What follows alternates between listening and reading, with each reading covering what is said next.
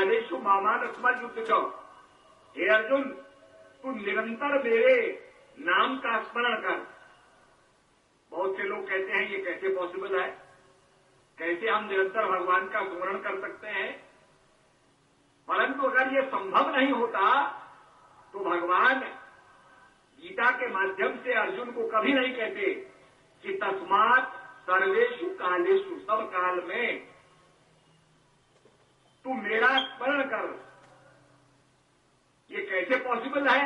आपने देखा होगा, हम साइकिल चलाते हैं, ध्यान हमारा सड़क पर होता है, पैडल मारते रहते हैं, पीछे कोई बैठा है उससे बातें करते रहते हैं, दाईं तरफ देखते हैं, बाईं तरफ देखते हैं, पर हमारा कंसंट्रेशन जो है वो सड़क पर होता है। इसी प्रकार से हमारा जो मन, हमारा जो कंसंट्रेशन है, हमारा जो ध्यान है, वो प्रभु के नाम में लगा रहेगा तो संसार के कर्म करते हुए हम संसार में रहते हुए भगवान का स्मरण कर सकते हैं।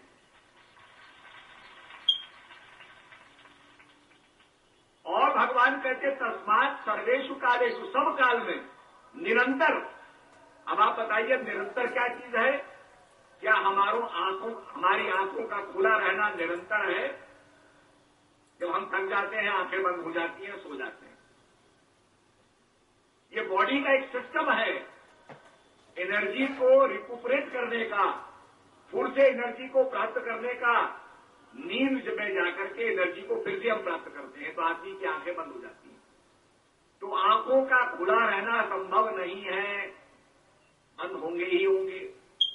हम गाढ़ निद्रा में चले जाते हैं, कान से सुनना भी बंद हो जाता है, मुंह से बोलना भी बंद हो जाता है। जब इंद्रियों का फंक्शन निरंतर नहीं है तो इंद्रियों के माध्यम से निरंतर सुमरण नहीं हो सकता है।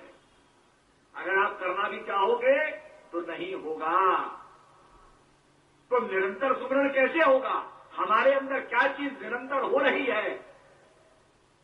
तो हमारे संत कहते हैं कि निरंजन माला घट में फिरे दिन रात। ये श्वासों की जो माला है, निरंजन माला घट में फिरे दिन रात, ऊपर आवत नीचे जावत श्वास श्वास चल जात, और संसारी नर समझे ना ही वृथा उम्र विहार। निरंजन माला घट में फिरे दिन रात। ये जो श्वासों की माला है ये निरंतर चल रही है। आपने देखा होगा 3 अवस्थाओं को हम प्राप्त होते हैं। चौथी अवस्थाओं को योगी लोग प्राप्त होते हैं। आप हमें देख रहे हैं, हम आपको देख रहे हैं, आपको आभास हो रहा है, हमारा इस कार्यक्रम का आभास हो रहा है, हम जागे हुए हैं। नींद में चले जाएंगे, सपना देखेंगे। सपने की जो वास्तविकता है, जो हमारे अंदर इंप्रेशन है, उसका अनुभव होगा। ये भारी जगत का अनुभव नहीं होगा। और सुषुप्त अवस्था में हम संसार को भूल जाते हैं, सपने को भूल जाते हैं, जागृत अवस्था को भूल जाते हैं, सब कुछ भूल जाते हैं। तो मेरा कहने का मतलब है कि सब कुछ भूल जाना आत्मज्ञान प्राप्त करना नहीं है। अगर हम गाढ़ निद्रा में चले गए, डीप स्लीप में चले गए, सुषुप्त अवस्था में चले गए, हमको इस बात का आभास नहीं है कि हम नर हैं या नारी हैं, हम धनवान हैं या निर्धन हैं, हम किस जात के हैं, इसका अनुभव नहीं है। हम भूल जाते हैं। इसको कहते हैं कि भाई हम बिल्कुल सब कुछ भूल गए। ये धरती क्या है? शब्द है। हम लोग कहेंगे साहब धरती को तो हम सुन नहीं रहे हैं, ये शब्द कैसे होगी? धरती से तो कोई आवाज नहीं आती। उनका कहने का मतलब है जैसे आपने बर्फ का टुकड़ा देखा होगा, बर्फ का टुकड़ा सॉलिड है, उसको गर्म करो, उसके स्पंदन को बढ़ा दो तो क्या है, वो पानी बन जाएगा। उसको और गर्म करोगे, उसके तत्वों के स्पंदन को बढ़ा दोगे तो वो वाष्प बन जाएगा, भाप बन जाएगा। और साइंस कहती है अगर उसके भाप को, स्टीम के स्पंदन को और बढ़ा दोगे तो कटायंस और एनायंस में चले जाएगा, वो आणविक रूप ले लेगा, एटॉमिक रूप ले लेगा।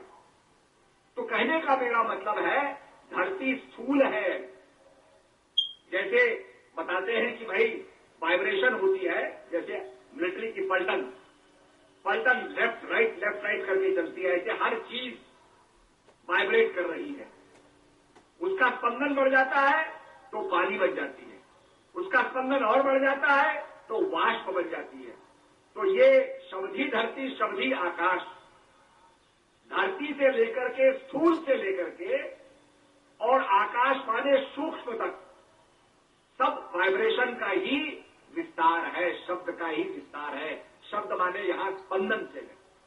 तो शब्दी धरती शब्दी आकाश और शब्दी शब्द भयो प्रकाश, ये लाइट जो आ रही है ये क्या है? It is vibration of photon. विज्ञान कहता है कि जो फोटॉन्स होते हैं जब वाइब्रेट करते हैं तो रोशनी आती है। तो ये सारे संसार के अंदर जो आप रंग देख रहे हैं, आवाज सुन रहे हैं, अलग अलग रंगों को देख रहे हैं, ये सब वाइब्रेशन का विस्तार है। तो गुरु नानक देव जी कहते हैं शब्दी धरती शब्दी आकाश, शब्दी शब्द भयो प्रकाश, सगली सृष्टि शब्द के पाछे। ये सारी जो सृष्टि है उसी स्पंदन में समाई हुई है और वो स्पंदन ये मानव तेरे अंदर है। कहा घूंघट के पट खोल तोहे पिया मिलेंगे, घट घट में वह साईं रमता, कटु बचन मत बोल तोहे पिया मिलेंगे, घूंघट के पट खोल तोहे पिया मिलेंगे। तो जब मल विक्षेप आवरण का हम पर्दा हटाएंगे तब हमें प्रभु का दीदार होगा और उसके लिए सदगुरु महाराज के पास जाना पड़ता है। जो आप देख रहे हैं इतना समुदाय यहां पर बैठा हुआ है, पूरे ये अहिल्याबाई की नगरी में सारे जगह जगह से लोग आए हुए हैं। ये मैदान भी छोटा पड़ गया और इसका नाम है दशहरा मैदान। दशहरा माने भाई यहां पर रावण जलाया जाता होगा। अब ये रावण जो है, ये रावण तो सब जगह है। हम सोचते हैं ना कि भाई इसी समय आतंकवाद है, पहले तो आतंकवाद नहीं होगा, पहले भी आतंकवाद था। राक्षसों के आतंकवाद ने ऋषि मुनियों को सताया। रावण भी आतंकवादी था, कंस भी आतंकवादी था। ये आतंकवादी खत्म नहीं होते हैं। कहा जब जब होए धर्म की हानि, बाढ़हि असुर अधम अभिमानी, तब तब प्रभुतर मनुष्य शरीरा, हरे कृपा नदी सज्जन कीरा। हम अलग अलग हो जाएंगे, समाज को अलग अलग फिरकों में बांट देंगे, जातिवाद में बांट देंगे, धर्म में बांट देंगे, तो हमारा देश कमजोर हो जाएगा। भारत माता तो सबकी माता है। भारत माता के 4 सिपाही हिंदू मुस्लिम सिख ईसाई। तो इसलिए हम सबको देखना है आने वाले समय में जो आ रहा है, क्योंकि ये विचारधारा है। आपने देखा होगा जिस समय सीता जी का जन्म हुआ तो उसके बारे में बड़ी विचित्र कथा है। खैर, एक आदमी ने जमीन को बेचा, जिसको बेचा उसने जमीन को खोदा तो वहां एक कलश निकल आया। उसने कहा भाई तुमने तो मुझको जमीन को बेचा है, कलश तो नहीं बेचा है, कलश तुम्हारा है। उसने कहा नहीं, मैंने आपको सब कुछ बेच दिया, कलश भी तुम्हारा है। अब झगड़ा इस बात का हो गया कि जमीन लेने वाला कहता है जमीन खरीदी मैंने, कलश नहीं खरीदा। वो झगड़ा होते होते राजा के पास पहुंचा, महाराज ये कलश तो आप रखिए, क्योंकि मैंने तो जमीन बेच दी, सब कुछ बेच दिया। लेने वाला कहता था मैंने जमीन ली, कलश थोड़ी लिया। जब कलश को खोला गया तो उसमें एक कन्या थी जो बाद में जनक महाराज की पुत्री बनी। तो कहने का मतलब ऐसा भारत था हमारा। आज भारत के अंदर भ्रष्टाचार बढ़ता जा रहा है क्योंकि हम अध्यात्म से दूर होते जा रहे हैं। आज क्या कारण है कि इतनी यूनिवर्सिटी खुलती जा रही है, इतने शिक्षण संस्थान खुलते जा रहे हैं। आज हम भारत के अंदर विवेकानंद नहीं बना पा रहे हैं, आज भारत के अंदर हम झांसी की रानी नहीं बना पा रहे हैं। उसका एकमात्र कारण है कि हमारे समाज के बीच में से अध्यात्म हो गए, अध्यात्म खत्म हो गया। जब अध्यात्म पैदा होगा तो विवेकानंद बनेंगे, अध्यात्म पैदा होगा तो नचिकेता बनेंगे, अध्यात्म पैदा होगा तो झांसी की रानी बनेगी और भारत फिर संसार का विश्व गुरु बनेगा। इसलिए देशवासियों, आज सब में एक होकर के ये संकल्प लेना है कि हम किसी भी कीमत पर देश को टूटने नहीं देंगे। देश के अंदर सद्भावना की शक्ति से अपने भारत देश को आगे बढ़ाएंगे। इसी संकल्प के साथ आप यहां से जाएं, जोत से जोत जगाते चलो और प्रेम की गंगा बहाते चलो। इसी भावना के साथ आगे बढ़ते हुए हम जाए तो मैं समझता हूं राष्ट्र का मंगल होगा, प्रदेश का मंगल होगा और हमें आगे बढ़ने का मौका मिलेगा। इन्हीं शब्दों के साथ सबको मेरा दुआ।